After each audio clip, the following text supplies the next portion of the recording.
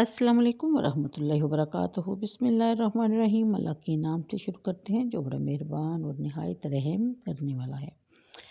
پارہ نمبر 23 سورہ صفات کی آیت نمبر 138 سے ہم شروع کریں گے، جس کے مطابق اور بے شک یونس بھی ہمارے رسولوں میں سے ہیں، جب وہ بھاگ کر گئے تھے بھری ہوئی کشتی کی طرف سوار ہونے کے لیے، پھر قرعہ اندازی میں شریک ہوئے اور دھکیلے ہوئوں میں سے ہو گئے، پس نگل لیا انہیں ہوت نے، اور حالانکہ وہ اپنے آپ کو ملامت کر رہے تھے، یعنی کہ ان کو پتہ چل چکا تھا کہ وہی قصوروار ہیں۔ پس اگر وہ اللہ کی پاکی بیان کرنے والوں میں سے نہ ہوتے تو پڑے رہتے مچھلی کے پیٹ میں قیامت کے دن تک۔ پھر ہم نے ڈال دیا انہیں کھلے میدان میں اس حال میں کہ وہ بیمار تھے۔ ان آیات کے مطابق اللہ تعالیٰ فرماتے ہیں کہ یونس میرا بندہ تھا، وہ ہمیشہ میرے ذکر میں مشغول رہتا تھا، اس لیے ہم نے اسے بچا لیا، ورنہ وہ قیامت تک مچھلی کے شکم میں ہی رہتا۔ حکم الہی کے مطابق مچھلی آپ کو لیے ہوئے ساحل پر آئی، جہاں کھلا میدان تھا، آپ کو وہاں اگل دیا۔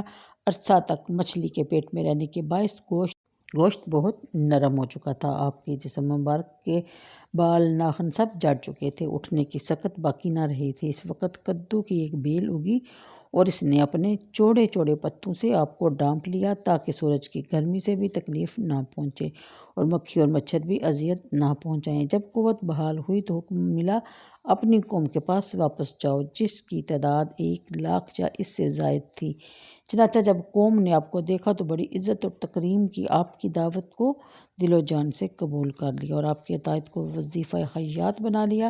چند مشکل الفاظ: ابا کے غلام کو بھاگ جانا، ساہم حصہ لینا، اس سے مراد ہے کہ قرعہ اندازی میں شریک ہونا، ہوت یعنی کہ بڑی مچھلی کے پیٹ میں رہنا، چٹیل میدان جہاں نہ درخت نہ جھاڑی، وہاں آپ کا پناہ لینا۔ اگلی آیت کے مطابق اور کچھ وقت دیا، ذرا پوچھئے ان نادانوں سے، کیا آپ کے رب کے لیے تو بیٹیاں ہیں اور ان کے لیے بیٹے؟ آیا جب ہم نے فرشتوں کو مونس بنایا تو کیا وہ موجود تھے؟ غور سے سنو، وہ جھوٹی تہمت لگاتے ہیں جب وہ کہتے ہیں کہ اللہ تعالیٰ نے بچے جنے، اور بلا شبہ جھوٹ بکتے ہیں۔ کیا اس نے پسند کی ہیں اپنے لیے بیٹیاں بیٹوں کو چھوڑ کر؟ تمہیں کیا ہو گیا ہے؟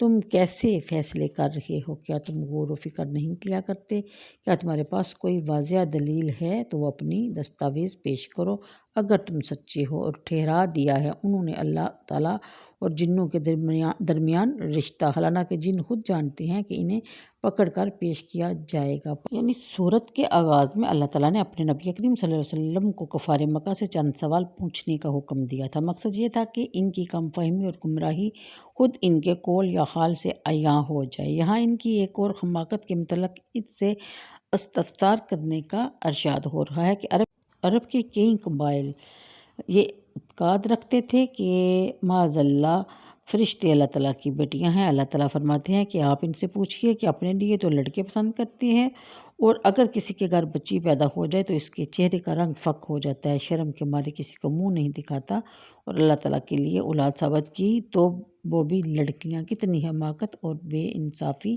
ہے۔ قلبی کہتے ہیں کہ بعض کفار عرب کا یہ عقیدہ تھا کہ اللہ تعالیٰ نے معاذ اللہ جنوں میں شادی کی اور اس سے فرشتے پیدا ہوئے۔ اس احمقانہ نظریہ کی بھی یہاں تردید فرمائی جا رہی ہے، اور پھر کفار کو چیلنج کیا جا رہا ہے کہ تم اور تمہارے باطل معبود خواہ کتنی کوشش کریں تم کسی کو گمراہ نہیں کر سکتے بجز ان بدبختوں کے جن کے مقدر میں عذاب جہنم لکھا جا چکا۔